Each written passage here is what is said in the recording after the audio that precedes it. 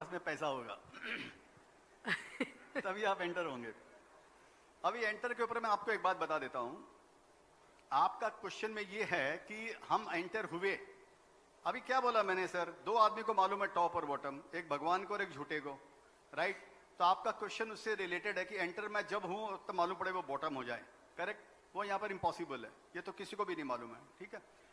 अभी एंटर होते हैं और मार्केट गिर जाता है, बराबर? इस बात का सबको डर रहता है कि मैं एंट्री किया और मार्केट गिर गया तो आपको रिग्रेट होएगा यहाँ पे।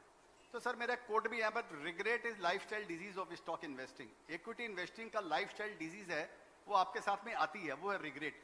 आप अगर ले लेते हैं और लेने के बाद में मार्केट गिर जाता है तो आपको रिग्रेट होता है। आप नहीं लेते हैं कि नहीं गिरेगा और मार्केट बढ़ जाता है तो भी आपको रिग्रेट होता है। हर हालात में आपको रिग्रेट होना है।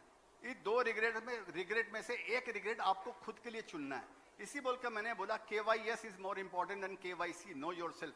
क्या दो रिग्रेट हैं? कि आपने शेयर्स लिया और मार्केट गिर गया, ये एक रिग्रेट है। लेकिन अगर आपका लॉन्ग टर्म विजन है कि मैं, जैसे मैंने बताया, मैं तो 2 4 6 महीनों का धंधा नहीं करता हूं, मैं तो 5 साल 10 साल 15 साल का काम करता हूं। तो मेरे को ऑफकोर्स ऐसा नहीं कि मेरे को तकलीफ नहीं होती है, लेकिन ये यहाँ का नियम है, मेरे को उसको एक्सेप्ट करना पड़ेगा। एक रिग्रेट तो ये हो गया कि मैंने लिया और गिर गया। एक दूसरा रिग्रेट ये होता है कि मैंने नहीं लिया और बढ़ गया। इन दोनों में से कौन सा रिग्रेट आपको रात को सोने के लिए देगा? ये आप अपने आप से क्वेश्चन कीजिएगा। मेरे लिए ये रिग्रेट बहुत भारी है कि मैं नहीं लिया और मार्केट बढ़ गया। उससे बेटर मेरे लिए ये है कि मैं लिया और मार्केट गिर गया और मैं उस दुख के साथ में जी रहा हूं। अगर वो दुख है, अगर है, या वो जो भी है, उसके साथ में मैं रह रहा हूं, मेरे को उसमें फिर भी मजा, उससे वो बेटर कम रिग्रेट है मेरे लिए। तो एक तो ये हो गया एंट्री का। और दूसरा आपने पूछा एग्जिट का। तो एग्जिट का सबसे सिंपल, ऐसे तो कोई इसका बहुत जवाब नहीं, कई कारण होते हैं एग्जिट के, लेकिन मैंने जो ग्रॉसली जो समझा है वो 2 कारण होते हैं। एक तो ये होता है कि जब मैनेजमेंट का जब फोकस चेंज हो जाता है कंपनी से, तब शेयर बाजार से, तब उस स्टॉक से निकलना चाहिए। और एक जब मैनेजमेंट का फोकस चेंज नहीं होता है तब भी उस शेयर से निकल जाना चाहिए। इसका मैं एक एग्जांपल देता हूं सिंपल भाषा के अंदर में, कि समझिए आप थ्री व्हीलर कंपनी बना रहे हैं। आप समझिए 3 व्हीलर कंपनी का मैनेजमेंट हूं मैं, 3 व्हीलर बना रहा हूं। अचानक मेरे पास में कैश फ्लो आ गया, 100-200 करोड़ रुपए हर साल का कैश फ्लो है, 700-800 करोड़ रुपया कंपनी के अंदर में है, और मेरे को लग रहा है कि आगे मेरा फ्यूचर बहुत बढ़िया है। और मैं सोचूं कि अब तो मेरे पास में पैसे की भी कमी नहीं है, मेरा कैश फ्लो भी है और बैंक मेरी रेटिंग भी अच्छी है और मेरे को लोन भी और मिल जाएगा, और मैं जाकर टायर का प्लांट डाल लूंगा, ठीक है, जो मेरी औकात से बहुत ज्यादा ऊपर है, ठीक है।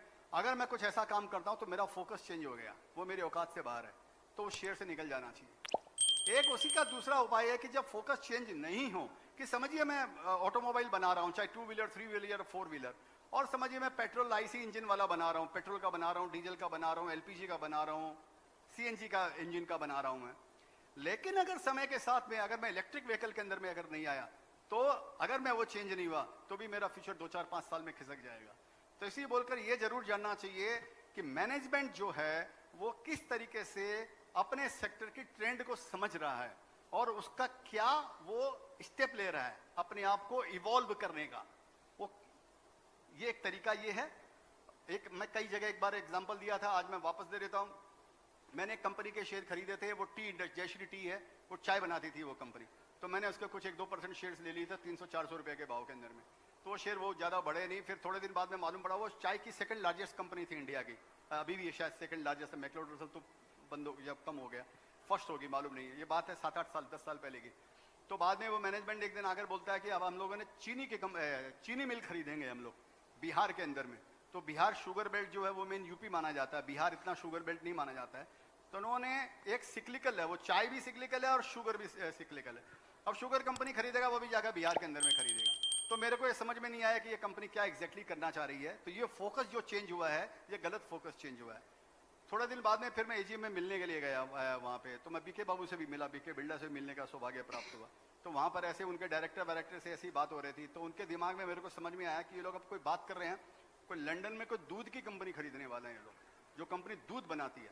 तो मेरे दिमाग में आया कि इनका चाय भी हो गया, इनका शुगर भी हो गया, दूध भी हो गया, अभी इनको चाय की दुकान खोलना बाकी है इन लोगों को।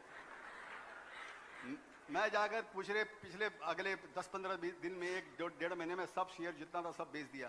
और सर 5 रुपये 25 रुपया कुछ हो गया वो शेयर। तो एक एग्जाम्पल के मैंने आपको बोला। तो ये आपको हर समय साथ में रहना मैनेजमेंट के। आप यहाँ पे आंख बंद करके नहीं कर सकते। जैसे मैंने क्या बताया, प्लांट के जैसे, प्लांट में पानी डालते रहिए, हवा डालते रहिए, फर्टिलाइजर डालते रहिए, धूप देखते रहिए, उनसे बातें करते रहिए, आपके प्लांट से वो भी बात करते हैं। तो ये प्लांट ये जरूरी है यहाँ पे, ठीक है।